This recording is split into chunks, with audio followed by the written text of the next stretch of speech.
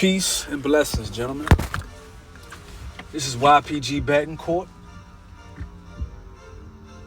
and I welcome you to the War Report. We on the front lines. We are on the front lines, and remember, all we got is us, man. Like, that's it. All we got is us.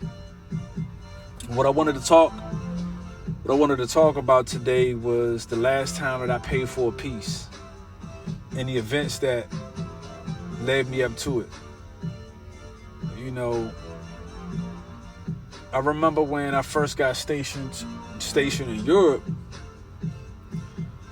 You know, they were talking about the red light district. So I said, all right, okay, cool. Let me see what this is like.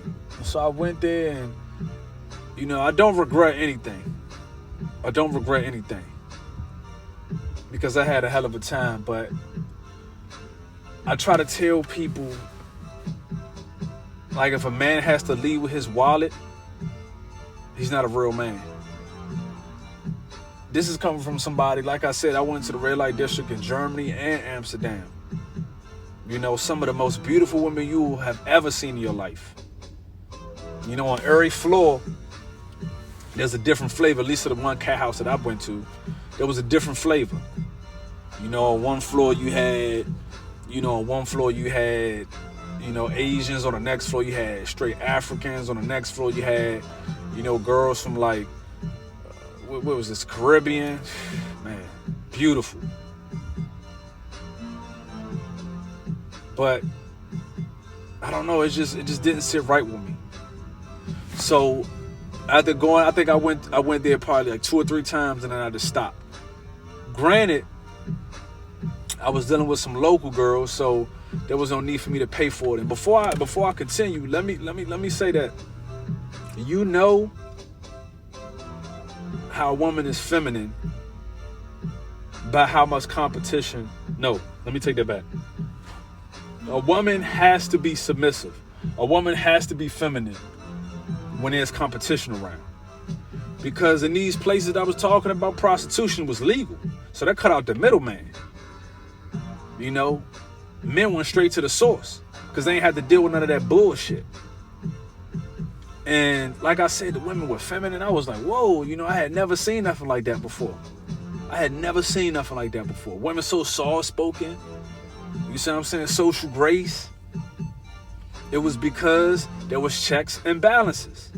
Prostitution was legal. So what did a dude look like having to take this woman out on X amount? Nah, hell no, he don't got time for that. You see what I'm saying? Go pay for it. Leave it at that. So women had to come correct. So, fast forward a couple of years, I'm out the military, and I befriend some working girls. By day, they were working, they worked in the shake jump. You see what I'm saying? They were some shake dancers. But that's the indoor track. And their bread and butter was them selling it. They made a lot of money off of that, man. Between the money they was making in the shake jump and the money that they were making, from the Johns, man, they had they were making some money. But that should tell you how desperate men have become for a little bit of feel good. To the point where they're willing to abase themselves. To the point that they're willing to compromise their principles. I was one of those men. And I didn't like I just didn't like the fact that I was charged, that I was buying for what others have gotten for free.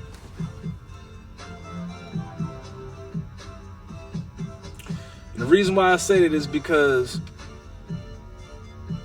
I was listening to one of the working girls talk to herself, and she said, that's why I don't respect Johns. And she was alluding to the fact that they have to pay for it while, a real man doesn't. Because I saw the difference with how they treated their Johns and how they treated their pimps. It was night and day. So I had to ask myself, do I want to be put in that category? My pride was on the line here. And It was like a clown car, man. I seen a man come in and come out. I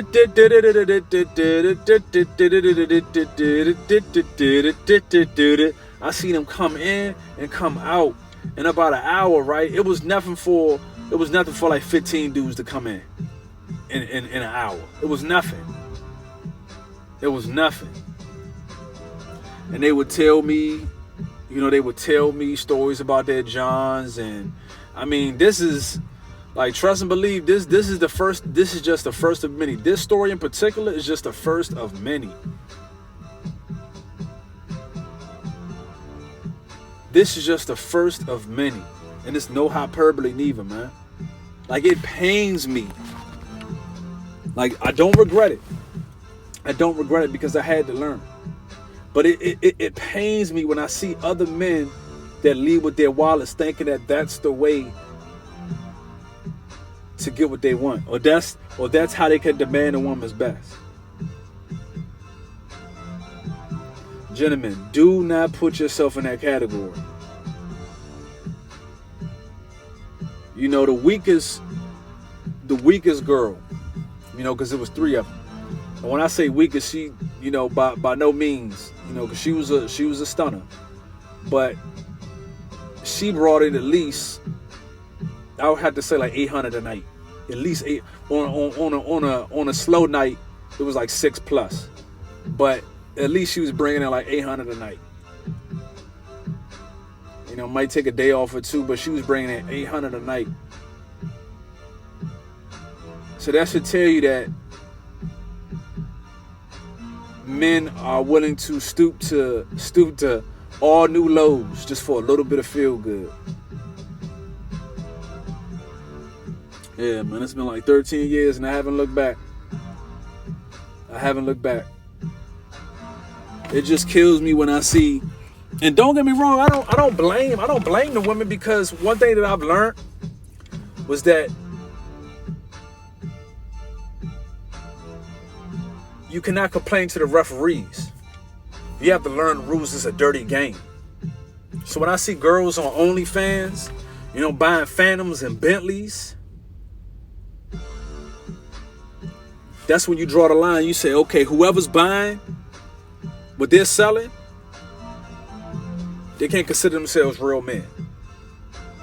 Because the same dude that's hitting them up on OnlyFans, them same dudes, they're not even checking for them. Yeah, an afterthought to her. I work in private security, man, and I know at least like 3 dudes that got caught up in prostitution stings. At least. I know one guy who got caught on his lunch break getting you see what I'm saying? He was getting a suck action on his lunch break though. And this is the dilemma that we have. That you are so lustful that you are willing to risk your livelihood just for a little bit of feel good. And it's a shame, man. It's a shame. That's why I said in 2021, I can't fool with no man that can't say no to pussy, man. Like, the cat chasing is over with. I'm only talking about, leaving a legacy, making power moves. That's it.